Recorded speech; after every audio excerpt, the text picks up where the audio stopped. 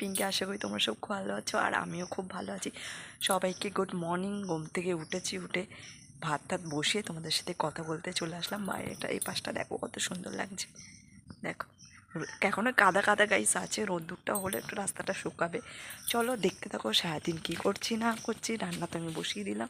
চলো টাটা, ঝটপটা পরে আবার দেখা হবে গাইস। চলো দেখতে থাকো সারাদিন কী করছি না করছি। টাটা। কি আছে কিছু কিছু রান্না উঠে গেছে ঘুম থেকে, রান্নার হবে কি করে, উঠে গেলে রান্না হয় না। চলো গিয়ে রান্নাটা বসে। টাটা। শুক্তো তেমন না, আলু আর বড়ি উচ্ছে দিয়ে একটু মাখা মাখা তরকারি হচ্ছে গাইস। এখানে সয়াবিনের তরকারি হচ্ছে, একটু আলুটা সিটি মেরে নিয়ে তাড়াতাড়ি হয়ে যাবে, নাহলে দেরিতে হয়, বুঝেছো গাইস। মেয়ে তো ওখানেই আছে আর ঝটপট আমি রান্না করিনি, রোদ্দুর উঠে কাচতেও হবে গাইস, কত কাঁচা আছে। চলো টাটা।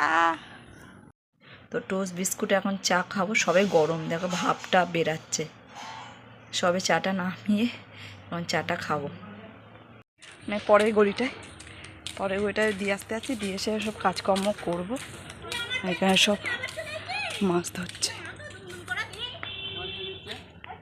করে দিয়েছে, প্লাস্টিকে করে না, প্লাস্টিকে বাইরে গিয়ে করবে।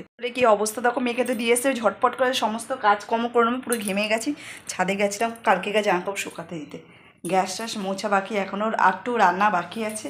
যাই না মাছ কদিন ধরে আসছেই না। চলো রোদ্দুরটা ভালোই উঠেছে গাইস, ঝটপট কাজগুলি করে নিই, পরে আবার দেখা হচ্ছে। টাটা। যা ছিল সব ভিজিয়েছে, এবার কাচতে যাব। গ্যাসটা সব পরিষ্কার করা হয়ে গেছে, শাকটা বাকি আছে, শাকটা কখন ভাজবো গাইস আমি জানি না, সময় পেলে ভাজতে হবে আজকে, নাহলে নষ্ট হয়ে যাবে গাইস।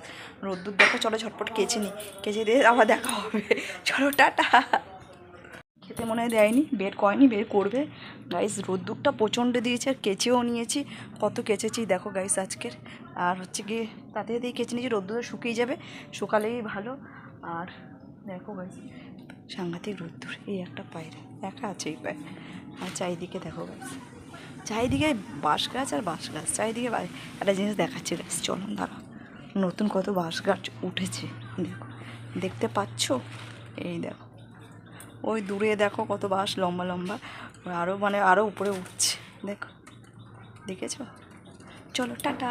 চলো নিয়ে পড়ি, স্নান টান করে নিই, পুজো টুজো দিয়ে আবার পরে দেখা হচ্ছে। হচ্ছে গিয়ে বাজার থেকে মাছ নিয়ে এসেছিলো, দিদি ধুয়ে দিয়েছে, আমি নুন হলুদ মাখিয়ে রেখেছি। শাক আছে, শাকটাও ভাজতে হবে, জানি না কখন কি করব। চলো কারেন্ট চলে গেছে, সব দিদি মুছে টুচে দিয়ে চলে গেছেন পরিষ্কার, আর কারেন্ট তো চলে গেছে গাইজ। দেখো পুরো অন্ধকার, পুজো টুজো দেওয়া হয়ে গেছে গাইজ। শুধু এগুলো একটু গোছাবো, এগুলো সব উপরে দোতলায় রেখে আসবো, কাজ শেষ। তারপর মেয়েকে আনতে যাবো, মেয়েকে এনে স্নান টান করিয়ে খাইয়ে ঘুম পাড়িয়ে দেবো। টাটা। মাছ হয়ে গেছে, সর্ষে বাটা মাছ, সয়াবিনের তরকারি আর শুক্তো, আজকে আমাদের লাঞ্চ। টাটা। ওর ঘুমও হয়ে গেল। বাবা হাতে কি ওইটা, এটা কি খাচ্ছ বলো? বাবা কি খাচ্ছ বলে দাও, বলে দাও কি খাচ্ছ বলে দাও। জুস খাচ্ছে গাইস। কত জোরে জোরে পড়ছে গাইস, দেখো ফের জল জমে গেছে, শুকাতে আবার জল কাদা বৃষ্টির মধ্যে সব হয়ে যাবে।